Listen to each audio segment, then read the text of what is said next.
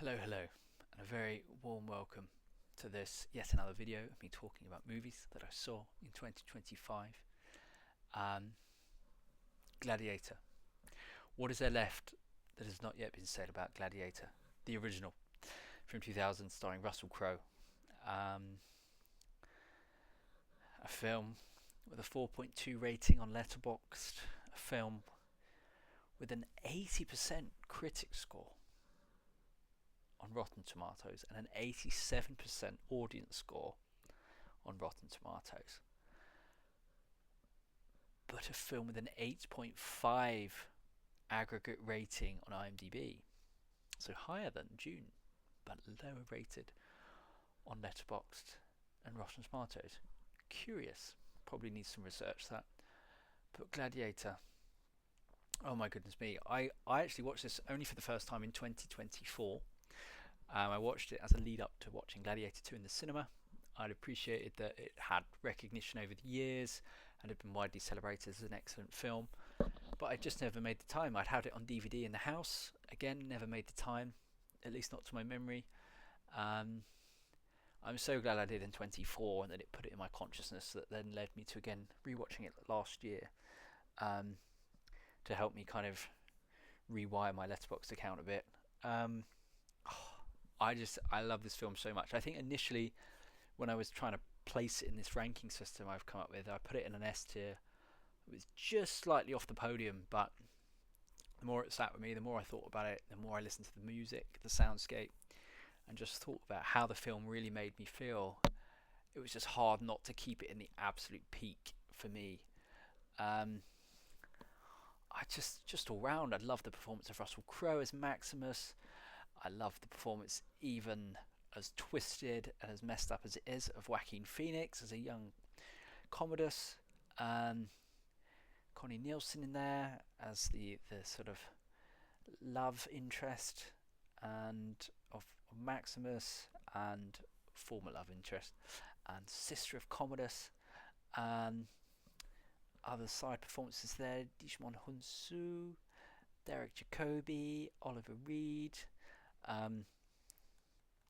Straight from the off, you've got the battle scene with Russell Crowe, kind of setting up the character, and then understanding that really this is just a film about a guy. He just wants to go see his family, you know.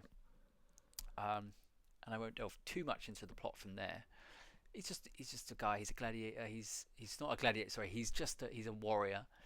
He's a leader who's really just looking to go and be back with his family, and it's a man's journey to go home. So I just love the way this film makes me feel by the end. You know, there's that sense of journey. I think sometimes I realise in film that I just love. A film that certainly goes outside of my normal sort of 2 hour window frame of reference, comes in around 2 hours 35 minutes, but I don't feel like any of it is wasted in this film. I just, especially on the rewatch, I wasn't rewatching it thinking, oh well, I need to compare it to Gladiator 2, or I need to watch it and then and then I need to get onto Gladiator 2. It's just, I just wanted to watch Gladiator 1 again, and I just think this film is absolutely spectacular, well deserving of its 8.5 on IMDb. Definitely low rated on Rotten Tomatoes, people. Come on, we got to pump those numbers up. Critic reviews down at 80%. It's absolutely wild to me. You know, that's absolutely wild to me, the fact that that's that low. But that aside, I'm glad that I've been able to watch it and rewatch it through digital.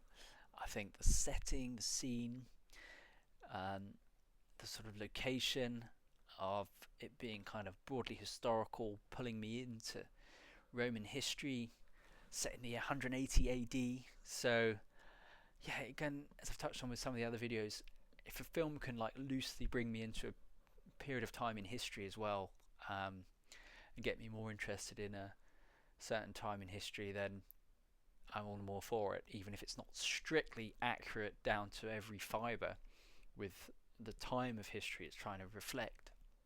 But if it can bring me into that time, and then as a result I go away feeling more interested in that aspect of history, then I think that's another win. yeah, the personal journey, the performance of Russell Crowe.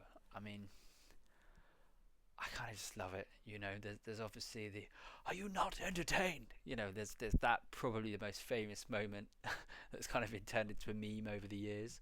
Um, but it's just again like the way he's kind of carries the scene and stills the scenes that he's in, just through his presence and the way he kind of conducts himself in the scenes. I thought he plays off really well with Joaquin Phoenix. There's a real palpable tension there that really emanates itself in the film.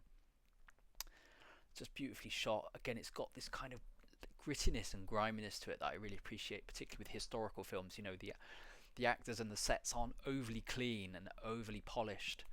It just feels very lived in, very real, and I adore this film. I think I knew after the first watch it was really special, but I think the second watch sometimes really complements how one can feel about a film. And certainly for me, I know that with that second watch that I did last year, I just sort of thought, yeah, this is a real kind of, there's catharsis with the watch. There's a sense of journey that's really satisfying. The progression of the character, as well, by the end, it just makes me go, yes, Maximus Aurelius.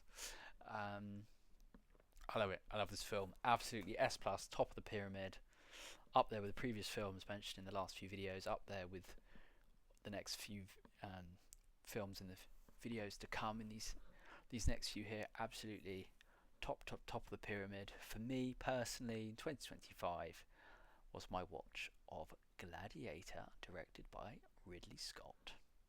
So with that being said, I think I've got my point across. Fantastic film, glad I watched it, glad I made the time, and quite frankly look forward to rewatching it again, probably multiple times in the future. So thank you very much for listening, watching and second screening.